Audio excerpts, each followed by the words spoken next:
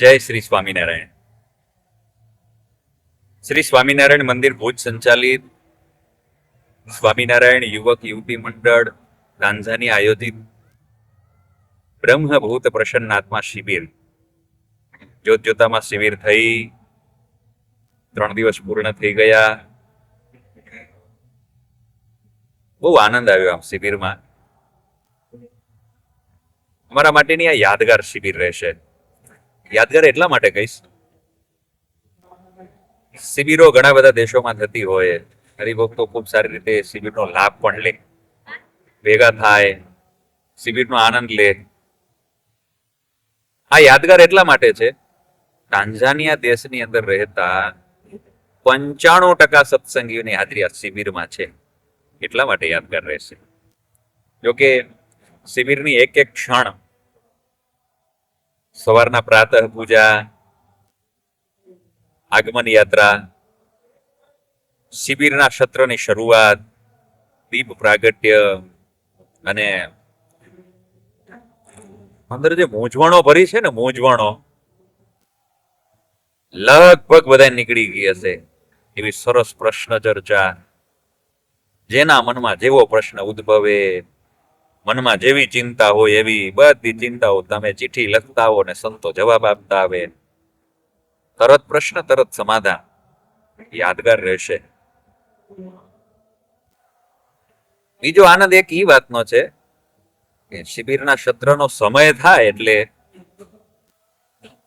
લગભગ વધીને 5 મિનિટમાં તો દરેક શિબિરાર્થી પોતાના ઠેકાણે આવી જાય. હવે એવી બધી કેટલી યાદગાર પળોને યાદ કરાવું. પણ શિબિરમાં બહુ આનંદ આવ્યો. જોકે પૂજ્યપાદ મહંત સ્વામીના આશીર્વાદ સાથે હોય, ભુજ મંદિરના 250 સંતોની કૃપા, ભગવાનનું અહીંયા સાનિધ્ય અને આવો સરસ દરિયા કિનારો, પવિત્ર વાતાવરણ, એ શિબિરમાં આનંદ કેમ ન હોય?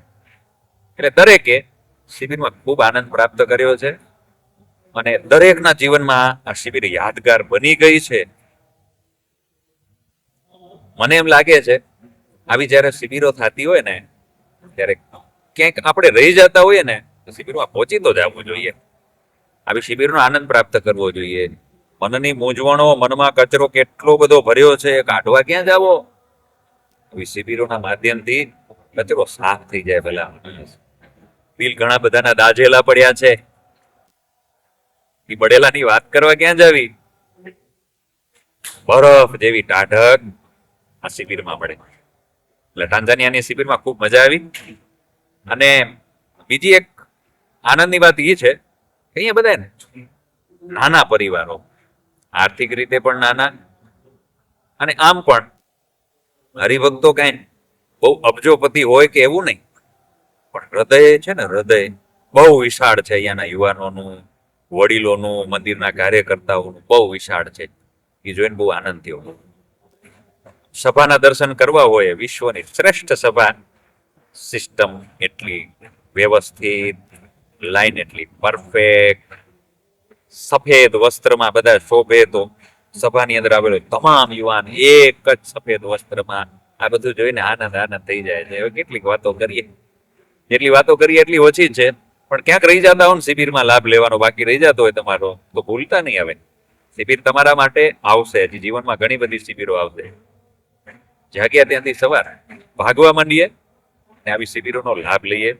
મનની મૂંઝવણો ટાળીએ, હૃદયમાં રહેલી વેદનાઓને સંતોની આગળ મૂકી દઈએ, ખુલ્લી કરી દઈએ. પારિવારિક કેટલી બધી મૂંઝવણો હોય, એના સમાધાનો આ શિબિરમાંથી લઈએ અને યાદગાર આપણા જીવનમાં શિબિર બની રહે એવો પ્રયાસ કરીએ. ખૂબ મજા આવી. અને ફરી જ્યારે આવી શિબિરોના આયોજન થશે ત્યારે આવા જ યુવાનો ઉત્સાહભેર લાભ લેશે. અને યુવાનોએ જે તૈયારી કરી હતી એ પણ જબરદસ્ત. આપણે સંતોને બહુ જાજી મહેનત કરવાની જરૂર નથી પડી. યુવાનોએ ખૂબ સારી તૈયારી કરી છે. સંતોએ માત્ર સત્સંગ પીરસી અને બધાને ખૂબ રાજી કર્યા છે. બાકી બધી તૈયારી યુવાનોએ કરી છે. એમને પણ ખૂબ ખૂબ અભિનંદન પાઠવીએ અને ભગવાન એમના ઉપર કૃપા વર્ષાવે અને આવા ને આવા સુંદર આયોજનો કરતા રહે. જય સ્વામિનારાયણ.